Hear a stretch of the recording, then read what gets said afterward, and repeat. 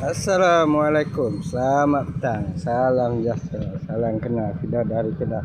Hari ini Fida berniaga dekat pasar malam Sik. Ada macam-macam, ada yang bacaan, ada jeruk salak, ada ubi geli, ni batang RM5.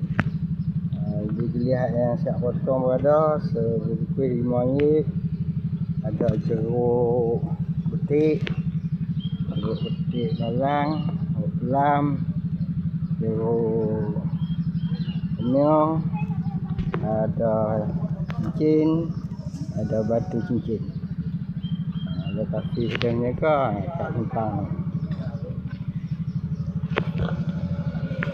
Depan sudah ada jual derayan. Jual baju, macam-macam. Itu ada kedai makan. Ini lokasi dia. Kalau traffic light, Simpang yang pertama. Kalau minat boleh datang ke sini.